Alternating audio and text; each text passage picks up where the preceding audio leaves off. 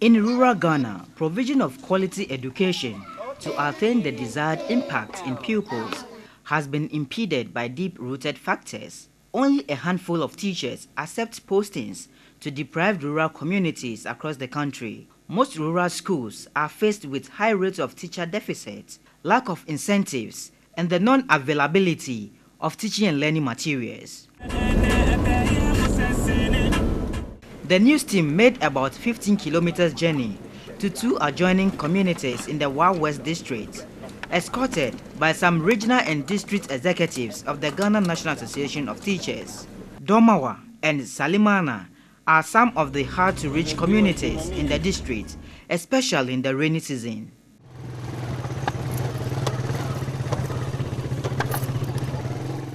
Pupils of the Dormawa Primary School were at parade at the time the news team arrived.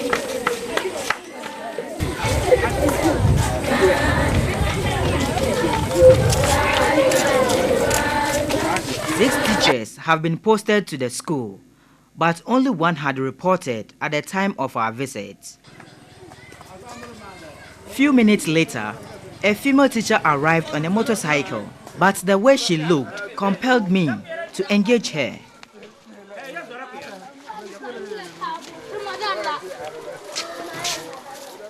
Yaya Yezida resides in Wa, the regional capital, and commutes several kilometers to work each day. This is because there is no accommodation for her in the community. This is the situation her colleagues also face. For Yezida, the zeal to impact the pupils urges her on. We were insisting that they should build a place for us. So whenever they post a teacher here and the person is not having a place to stay, they will stay there. They put up that structure over there. They built it to the lintel level, and rain started beating the thing, and it was going down. After school, the news team followed her to have first-hand experience of the ordeal teachers here go through. The path not accessible by vehicles, so we requested the services of some motor riders. No, that's come with that. Put it in phase gear one. Put it in gear one. Few minutes into plying the virtually unmotorable path, there came the biggest obstacle, a wide stream, which also serves as a source of drinking water for the people of Salimana and Dormawa communities.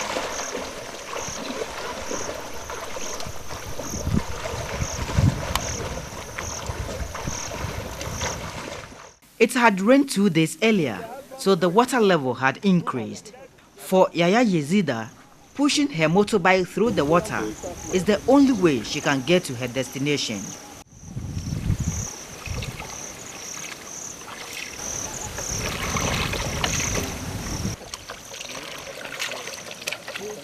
When you are pulling the motorbike, sometimes when you get inside the water, there are potholes inside the water.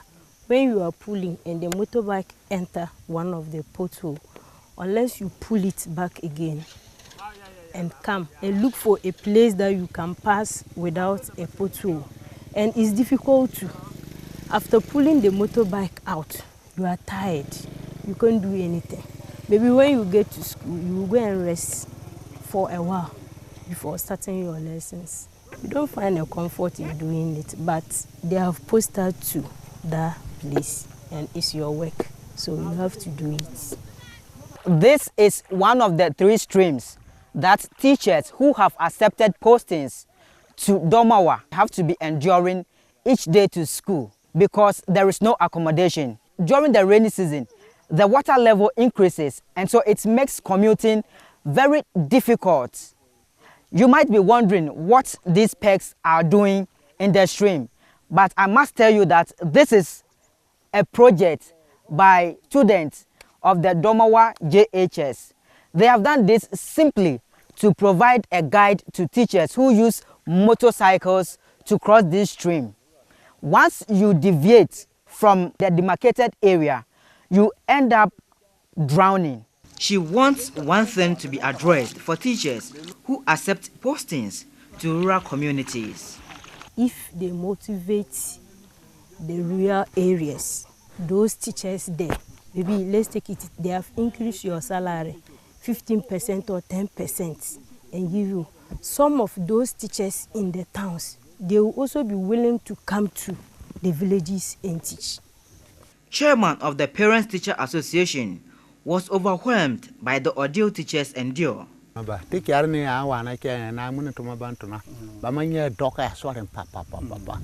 teachers passing through here, it's just that they are doing God's work. Because even we, the community people, we also suffer the same way. And we don't have anything to help them. Just that we know they are also helping us so that one day our children can be educated. So sometimes, even when it rains, the children, the younger ones, they can pass through the water to the school. So they would have to stop for the grown-ups to go. And it's something that is worrisome, and we are very, very disturbed. When it rains and the water level increases, do you still cross? Well, we cross, but we park our motorbike inside the bush and cross and go to school. When it gets to time to close, and when we close after school, we come and pick it and go back to our various houses. Do you feel disappointed? Yes, please. I look disappointed because some of the teachers, they are in the town. Maybe some of them, they didn't even buy fuel to go to school. But those of us who are in the villages, we buy fuel and come to the villages to teach. And we find it difficult to go to school. And because the way they are increasing the fuel, I don't think that maybe you can even come to school like 5 times. Maybe you can come to school, or let's take it, some of them can come to 3 or 2. So now, as it stands now, if they increase prices of fuel, would you be able to afford to come to school every day? Well, we will manage, but maybe the number of times that you can come to school, maybe it will reduce to some of the teachers. And you also told me earlier that you and your colleagues, you have a way of riding to school. Can you? Yes, we use, 2 people will come and agree. This week I will use my motorbike and I will buy the fuel. So we will come. When the week ended, the next coming week, he will also use his motorbike and buy a fuel through that week.